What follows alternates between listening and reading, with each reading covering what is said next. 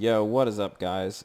I'm Belamy Prime, and this is going to be the very first video of a new series that I'm going to be doing here on this channel. It's a new video for me and a new style of video, not something that I'm used to making, but we're going to have a crack at it anyways.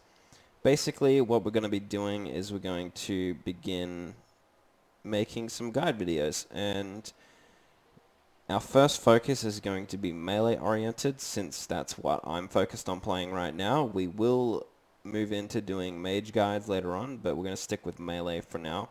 And our first video that we're going to go into, which is basically, in my opinion, the very first decision you want to be making as a melee, and that's whether or not you want to be two-hander or dual wield. And that's what today's video is going to be. So we're going to get straight into talking about the pros and cons of each to begin with, and then later on in the video we're going to throw in some footage of damage testing. I've got two equal weapons here. I've got a erenor Nodachi legendary, and I've also got an erenor katana legendary, as well as an offhand. So we're going to, later on in the video, after we've talked about pros and cons and things like that, we're going to throw them both on using the same armor, everything, and we're going to get a nice rundown of the damage that you'll get with a two-hander as opposed to dual wield setup. So if all you're interested in is seeing which one does more damage, then go ahead and skip towards the end of the video, and you'll see all the damage tests and things like that towards the end of the video. But for now, we're going to get stuck into pros and cons. We're going to talk about the differences between two-hander and dual wield other than the damage, and the reasons why people pick one and the reasons why people pick the other. So we're going to jump straight into that right now. Alright, now the first and foremost thing you want to talk about is the buff. So when we're dual wield, you get a dual wield buff, and the first thing, straight up and simple, attack speed increase 177. That's a pretty significant increase in attack speed. And not only are dual wield weapons in general faster just with their base attack speeds, we can see that Onodachi has a base attack speed of 1.1, whereas this katana, which is essentially the one-hand equivalent of Nodachi, has a 1.0 attack speed.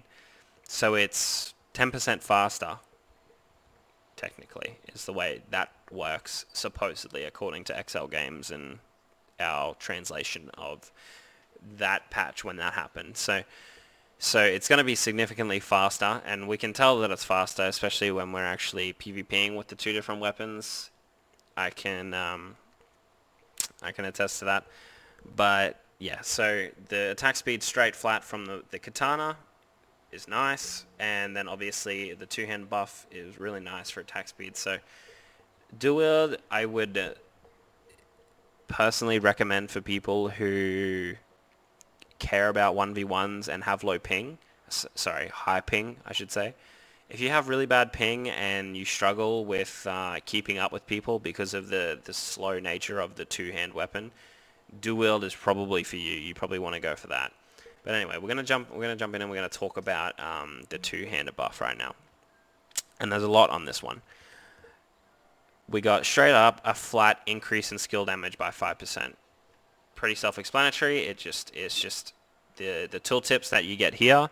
So Rapid Strike deals 1,483 damage. It's going to change if you have a different kind of weapon or a different kind of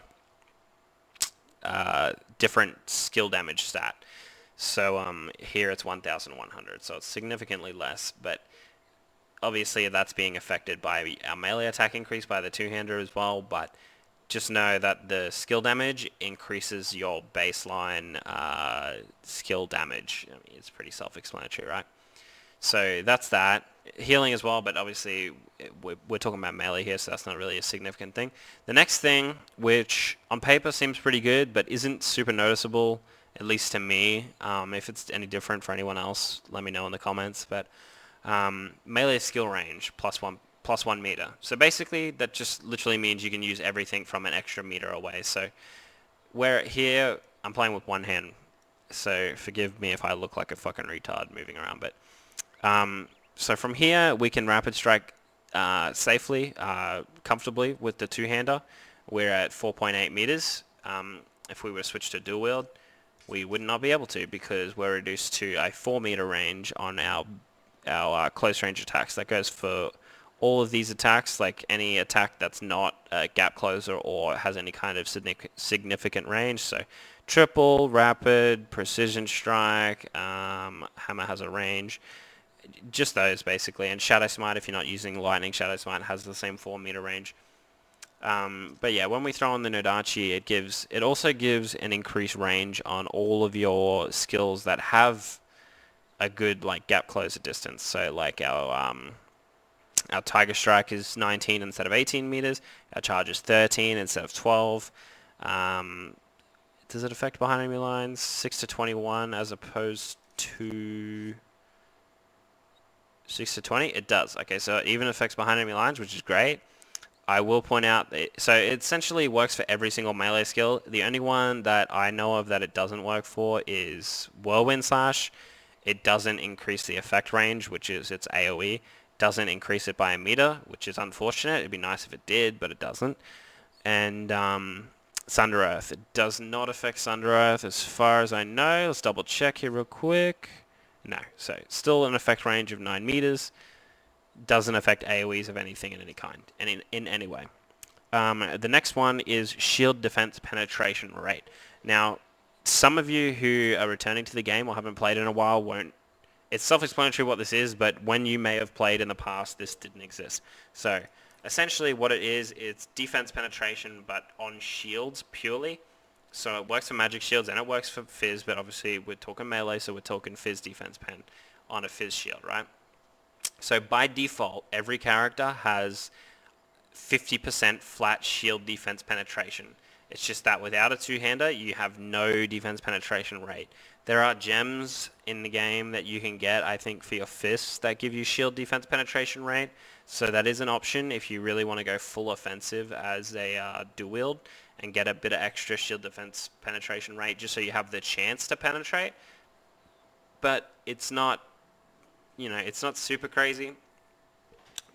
If you only have, because I think the gems only give you like 2% per gem, so you can get you can be sitting, if you're lucky and you have like good guards with like extra gem slots, you can probably get like 10 to 15% shield defense penetration rate, which is super low for a 50% defense penetration on, a shield that has most shields won't have any more than 5-6k defense pen, so it's 3k on a chance of 15%, not really worth taking on a dual wield build, but it is nice that we get it for free as a two-hander. So we get a 50% chance to penetrate 50% of someone's shield, which is pretty nice. So half of the time you're going to be hitting someone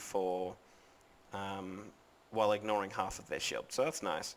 It's super noticeable as a mage for me personally, but most of the time, as a melee, doesn't seem to make a huge difference. It's nice against healers, obviously, that are in cloth, and their Fizz defense comes purely from their shield mostly. It cuts them down a bit, and that on top of your puncture proc can make them quite squishy. But yeah, so keep that in mind. It's a nice little bonus, and it's a nice little damage increase against players that have shields. And the last two-hand buff that we get is cast time, and yeah, we're melee, so we don't really cast anything other than our Sunder Earth, which is pretty quick as it is. Not really a game changer, the 7% cast time, but it's a nice quality of life thing for your Sunder Earth, definitely. I know people who play dual wield normally and then put on a two-hander, they can tell the difference. But me switching between the two as someone who plays, two-hander with not very good ping, it doesn't really affect me. And besides, I normally use backdrop to instant cast my Sunder Earth most of the time anyway. And in other cases, it's not normally a problem having the cast time. So yeah, but keep that in mind, that it is a nice little boost. There's nothing really in any other melee classes that you cast anything other than maybe Battle Hymn if you're playing Blade Dancer. But, the situations in which you use Battle Hymn, they're not really you're normally popping it before a fight even starts. If you have a chance, like you know, being able to cast it quickly isn't really gonna, you know, make or break using a battle hymn in the middle of a fight, because you wouldn't do that anyway. You know what I mean? All right. So the next thing we want to talk about is one of the main draws towards dual wield, and the reason why a lot of people choose to take dual wield over two hand is dual wield's defensive mechanics. So you're not necessarily going to be in any way tankier, like straight up with dual wield. Like you don't get any like extra defense or anything like that. It's for this passive right here. And it's called Deflect and Retaliate, and it reads, whenever you dual wield weapons, whenever you have dual weapons equipped, your parry rate also applies to ranged attacks. So essentially, you're able to parry an archer's abilities, which is super, super strong in the current meta, and I'll show you why. So parry rate, although it's not like the old parry, it doesn't completely negate damage or anything like that. When you parry, you reduce the damage of an incoming attack by 40%, which is pretty significant. And it prevents critical strikes. So anything you parry will never be a crit, and the damage of it will be reduced by 40%. Now, in the current meta, 99% of people that play attack builds, archers or melees, are crit builds. They're stacking crit rate and they're stacking crit damage. So if you're blocking a crit, so essentially when you parry, they have a 0% crit chance. They're not getting their insane damage multiplier from their crit damage, which is, you know, 90% of their damage stacking up, right? And now, of course, there's a catch. You have to be facing the person to be able to parry them. But, you know, in make or break situations or in most fights, you're going to be, you know, running at them face first. You know, a melee might get behind you, but in most cases, an archer that's not CCing you is going to be hitting you from the front. And if you face them, you're going to be significantly tankier because you're going to be parrying their hits, and you're going to be reducing their damage by a lot, like a lot. And unfortunately, I don't know any archers, so I can't I can't actually give a demonstration of this, but it's a thing, trust me. Just take my word for this one, all right? And the other reason why this is very strong is because of the second half of Deflect and Retaliate that reads, each successful parry resets the cooldown of all Battle Rage attack skills. So that's all Battle Rage skills other than like your Battle Focus and like your Bond Breaker, all of the ones you use, right? Now, in a melee fight, it doesn't matter because you get the parry whether you're two-hander or whether you dual wield. You'll get the parry. Well, you're not guaranteed to get the parry. Obviously, you have a parry chance, but you have a chance at getting the parry reset and having a full reset on all your skills, which in the current meta, when, you know, as a melee, if you blow all your skills, you have mad cooldowns. Like most of the time, you have extremely long cooldowns on all your stuff. Having a parry reset really can save your ass a lot. And it can also really increase your damage output.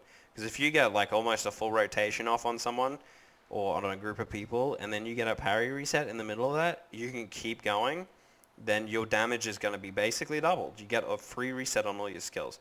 And this is great against melees in 1v1 situations. Obviously, like melee versus melee, you're both going to be parrying each other if you're lucky. And hopefully you get that reset, and it's really strong.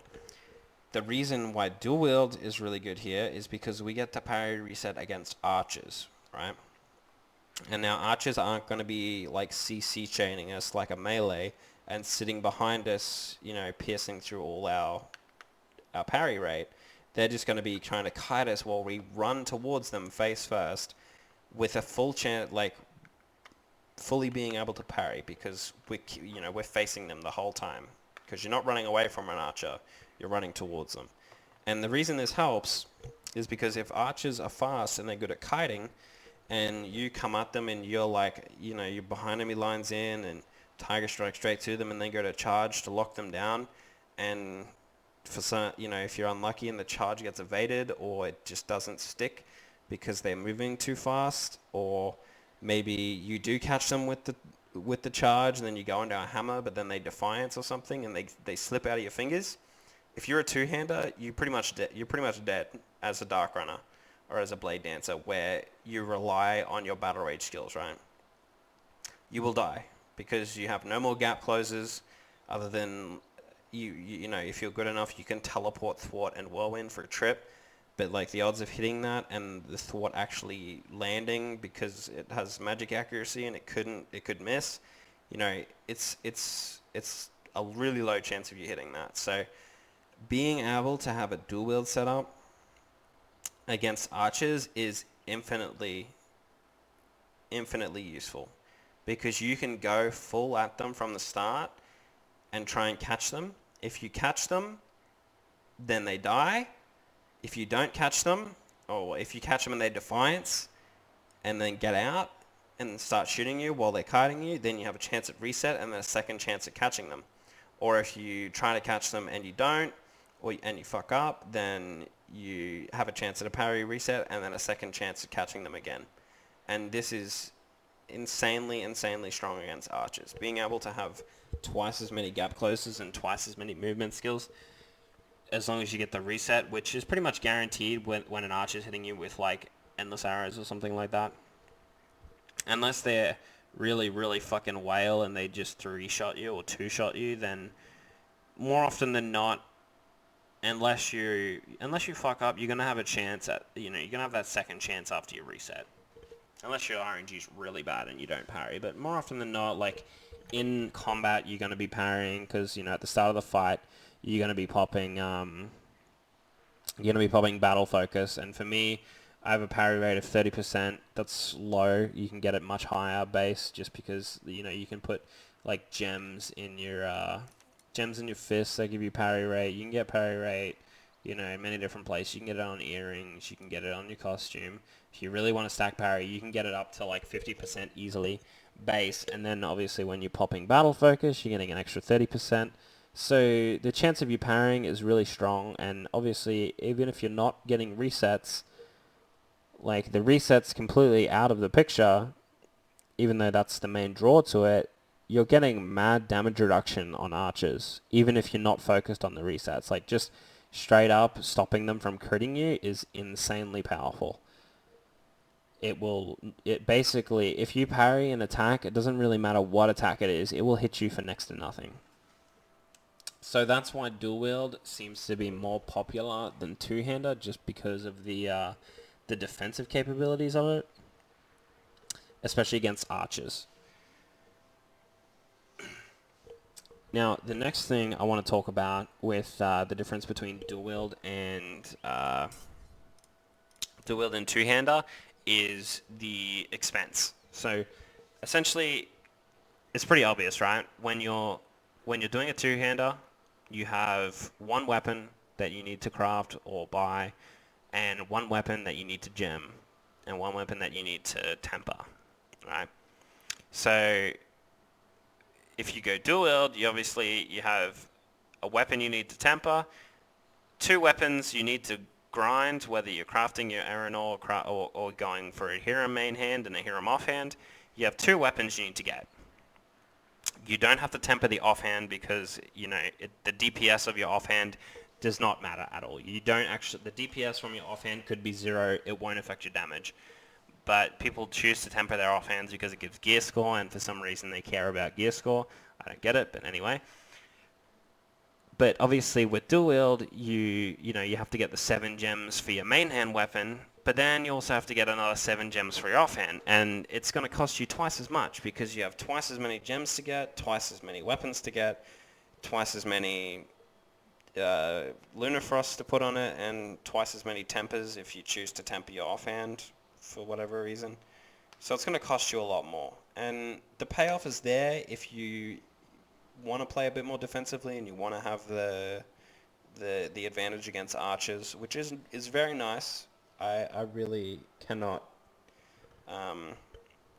tell you how important that is against archers. Like, if you are thinking about going two-hander, you're going to have a great time, especially in raids and things like that. When you're just free hitting people, your damage is going to be insane. But if you're in a 1v1 situation or even in a group situation and an archer finds you in the middle of a raid and they start just hacking at you, you're going to have no damage reduction for that, and they're going to really tear through you, especially some geared archers. So just keep that in mind.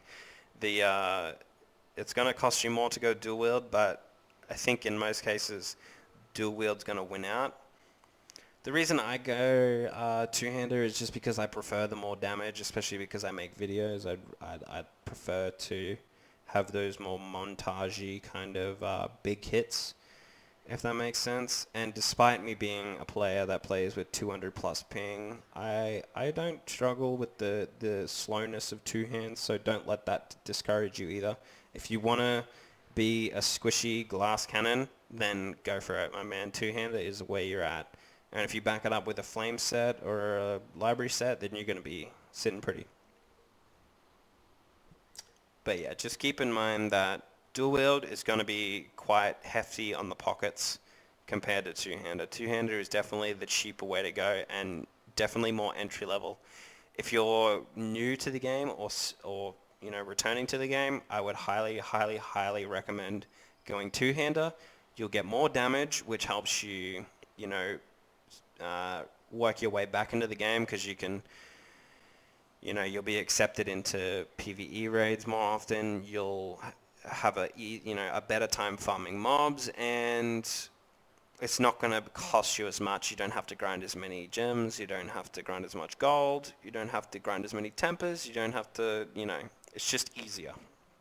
So I would highly recommend going for a two-hander, unless you really want to suffer through grinding out two one-hander weapons. But it's your choice, so go for it. So for those of you still watching, we're going to get into the DPS side of things now, and see the difference between a legendary erenor Nudachi and a legendary erenor katana. We'll be testing it against scarecrows, and then later we're going to test it against a 13k player. So you'll be able to see the difference of damage just on a flat test dummy, and then on a 13k gear score test dummy. So stick around to see that, and you'll get familiar with the kind of damage you'll be expecting depending on which of these weapon setups you go with. We've got two weapons on hand. We've got a legendary erenor Nodachi, and we've got a legendary erenor katana, as well as an offhand to go with it. All fully gemmed. Mind you, we're missing one gem in the offhand with the katana, just because I did this last minute and I wasn't able to awaken it, so this is what we're doing our testing with. So just keep that in mind going forward, that we're missing a little bit of melee crits. So any results we get from the dual wield side of things, just add a little bit of damage onto it, and just keep that in mind, that if you were to choose dual wield at the end of this video, the results of your damage will be a little bit better than this, so keep that in mind. We're just going to show some straight up damage on a scarecrow with rapid strikes and triple slash, and then we're going to move into a actual player, one with like high resilience, toughness, phys defense, all that. And we're just gonna see the difference, like the difference between hits with a two-hander and the difference between hits with dual wield. In regards to the set that I'm wearing, we're not going to be changing anything as we change between the two weapons, but just for point of reference, for those of you who are curious about my gear, I am running 5 pieces of library right now for the 3 and 5 set bonus. So when we do our testing, we're going to be allowing the 5 set bonus to stack up to 5% bonus increased attack before we start like really looking at the numbers. So if you don't get too hung up on the first few hits, because obviously we're going to get a little, like, it's going to ramp up a little bit. And the other 2 pieces I'm running is Serp Guards for backstab, and Hiram Belt for backstab as well, basically. All the testing we're going to be doing today is going to be backstabbing, so we will be backstabbing the Scarecrow, and we will be backstabbing the my resident test dummy that you will see later in the video. So yeah, keep that in mind. Using the same set, the only thing we'll be changing is the main hand weapon, and I could really do this with like no armor, no gear or nothing. It doesn't really change the fact of the matter. I just figured I would leave all my gear on as long as I'm not changing any of it when I change weapons. It's not really affecting the results. And of course, I'm just going to be using Rapid Strikes and Tiger Strike. I'm going to be resetting all my passives like this and just taking Rapid Strikes and Triple Slash to test the damage on just these two skills and compare the damage. That way we have no passives interfering. I'll drop these obviously also. No passives interfering here or anywhere that are going to be boosting our damage, messing with our numbers or anything like that. And yeah, we're going to test it just like that. Alright, so to start off, we're just going to start hitting this crow for a little bit. We're going to start with dual wield. Obviously, like I said before, keep in mind that although the weapons, the two main hand weapons are the exact same, same grade, the tempers are slightly different, but it's not anything to be too fussed about. We just want to tell you what, I've recorded here like 3 times now, and every single time someone comes to collect these fucking carrots, I'm not even shitting you. But anyway, so we're going to be comparing these. Keep in mind that yes, we have a low tier offhand. It's got most of the stats that you would normally have, but obviously it would ramp up a little bit if you were actually playing dual wield and actually using an offhand. But I play two-hander with an Odachi. This is a katana that I borrowed to make this video, and I grinded this weapon and full gemmed it with my own gold and my own gems and my own labor for this video. So before you get all up in arms saying, oh, there's only one gem missing, this isn't inaccurate, like give me like 2 days to actually awaken this thing. I'll feed it to divine, and if there's a huge difference between the amount of damage I'm getting on like rapid strikes against crows and shit, I'll leave it. I'll edit the description and I'll leave in I'll put a small link to another little video just showing the updated damage. But unless it's insane, I have really no reason to I'll really have no reason to edit the video and say otherwise. But this gives us probably the best representation of like close to end game damage you would be getting with dual wield or two-hander. So we're going to go ahead and jump straight in, and we're just going to start hitting this thing. So I'm going to drop this. I'm going to pull up our combat log here just for whoever wants to see that, and we're just going to start getting amongst it. Now, let me just fix this. Let's get there. Okay, so as you can see with the dual wield, we're at 5 stacks with our Disciple's Leather, so we're getting flat, consistent damage here now. And we're getting from a range between like 8,350 to about 8,500 around about. I don't see it going anywhere above 8,501. So all in all, like pretty consistent damage with the dual wield. Like it doesn't seem to be like jumping up and down too drastically. It's only like 200 deviation, which is pretty good. Super consistent damage, really nice. Alright, so we're gonna stick with the rapid strikes here. We're just gonna chuck on the two-hander, and we're gonna see what kind of damage we get here. So immediately we can tell that it's more damage, but we're gonna let this stack up. We're at 4 stacks and 5 stacks. Alright. So we're getting about 9,850 to just shy of 10,000 damage. So about 1.8 to around approximately just shy of 2k damage difference with the two-hander. But let's go ahead and say it's about 1,500, just because we'll give the leniency of the erenor katana having slightly different temper, as in slightly lower, and obviously missing the 1 crit gem, so it's got a slight disadvantage here.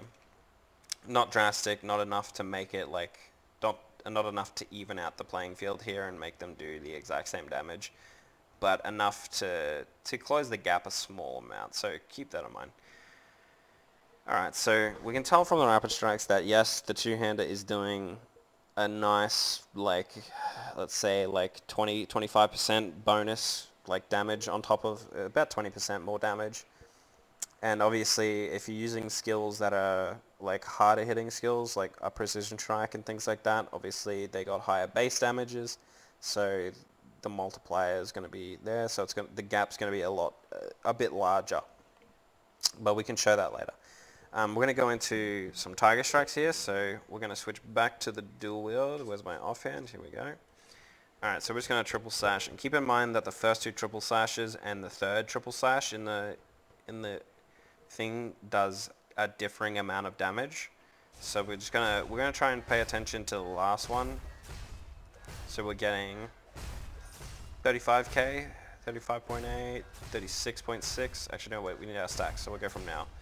So we're getting a solid 37 there, 37.3 again, 37, just shy of 37, a little bit lower than 37 that time, 37 again. So about 37k we're hitting on that last one with a like 200, it's deviating slightly, but it's, you know, 2 or 300 when we're talking about 37,000 isn't a huge deviation. It's only like a deviation of about 500 overall, which is super consistent damage. We're going to go into the Nodachi now. We'll start here and just give us a sec to wind up the stacks here. We got 3 stacks, 4 stacks, and 5 stacks. Alright, so from third hit here, 43k on the third hit, and 43.4, 43.3, 43.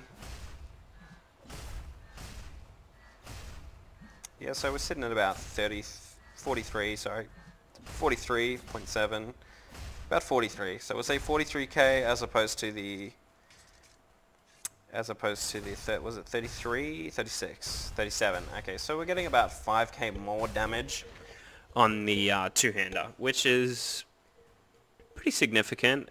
I mean, 5k does sound like a lot, but we are talking in the grand scheme of, excuse me, in the grand scheme of a 35 to 40k hit here. So obviously against a player it's not going to be as big of a difference, but the damage difference is there, it's noticeable, and although the damage disparity from the missing gem and the two-hand in the dual wield setup would close the gap slightly, it's not going to close the gap anywhere close to fully. So alright, so we're going to jump into hitting a player now. This player is a healer, 13k gear score, legendary buff, epic erenor shield, so they're quite tanky physically. And we're going to do some testing on the rapid strikes and the triple slash against this player. I've had them unspec all of their passives, so we don't have like Oromancy passives or anything like that contributing to damage reduction or anything. The only thing that will be contributing to damage reduction is their costume Lunafrost, but once that stacks up, the damage reduction stays consistent, so we're taking our measurements based on that. So we're just going to sit here, no passives on our side either, we're just going to start rapid striking and triple slashing, and we're going to see the damage. So we're going to let this stack up here, let our library abyssal stacks happen as well, and get their fizz ones up. So once that hits 7 stacks, then we can see our damage, which is sitting at about a consistent 650 to 660 damage, or just shy. No, so we see get one just over 660. So yeah, about 650 to 660 damage is what we're seeing on the dual wield setup here with rapid strikes. Alright, so now we are going to move into the two-hand rapid strikes. We want to wait for these stacks to hop up first, so we get consistent damage. So we're sitting at 5 abyssal and 7 damage reduction on Tinkerbell's side. So you can see that we're hitting from about 700 to about 850. So you can see with the two-hander that the damage consistency isn't quite there. it's a lot more damage, but we have a higher like distribution of the damage. You know, the difference is, you know, like 150 as opposed to 10. So that's what you'll get when you're using a two-hander. The bigger the two-hander you're using, the bigger that gap's going to be. But yeah, there you are. So as you can see, we're getting into the two-hand triple slashes now. We're seeing them stack up. So we wait until we get the stacks up. We've got 7 stacks now. So we're looking at the third one. So here we got 3.8k. And then 3.2.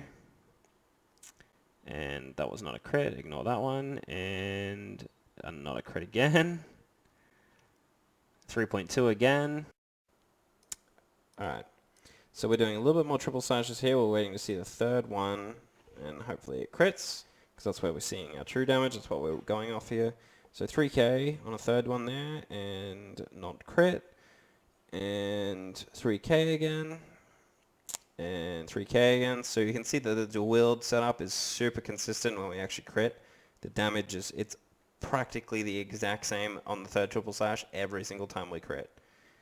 So we get a crit here, 3k again, and 3k again, like within tens, like the digit, like within 100. Like it's so insanely consistent compared to two-hand that, you know, as we can see, that you're not getting like big deviations of like, you know, 400 to 500 differences on triple slashes. You're getting actual consistent damage. Like the third triple slash was hitting for about 3k over and over and over and over. Like it's just so insanely consistent. It's unbelievable. Now just for a bonus, we're going to throw in a bunch of just standstill precision strikes here. So we're going with dual wield first, and I'm just going to fast forward through this because we don't want to sit here and wait for the cooldowns.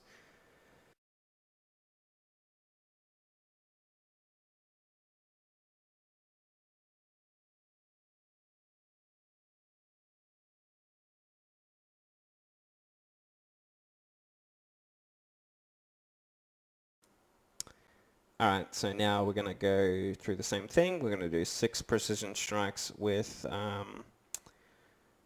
two-hander.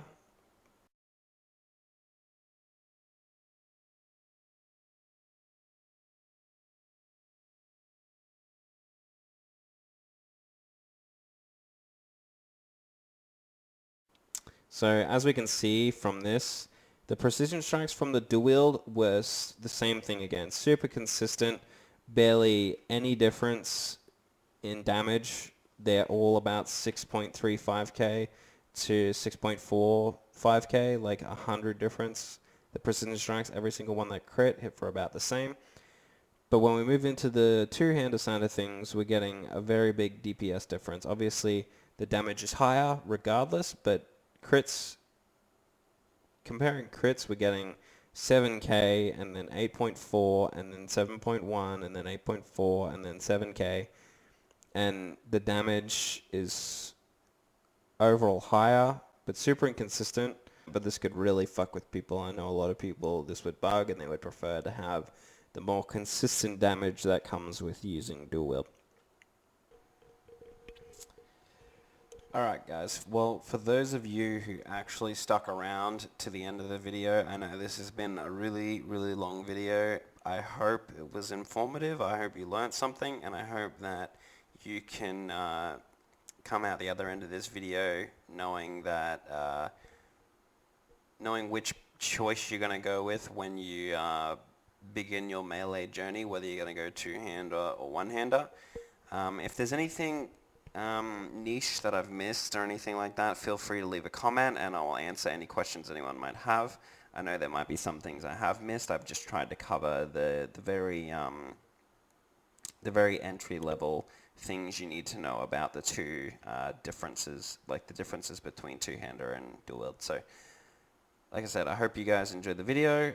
Make sure you like and subscribe, and keep tuned in because we will be having some some new Melee videos coming in soon, guide videos. We're most likely going to do a weapon test one between all the different types of Melee weapons. We're also going to do potentially a set guide video, like what kind of armor you should be going or what kind of results you'll expect when you get those setups rolling. And then we're going to go into build territory. So we're going to go into darkrunners, we're going to go into blade dancers, executioners, shadowblades, whatever you end up want to play. We're going to try and get a build guide out for each of them. How to play them, how to combo, what's in your arsenal, and yeah. So look forward to that, and I hope you guys enjoyed. Peace out.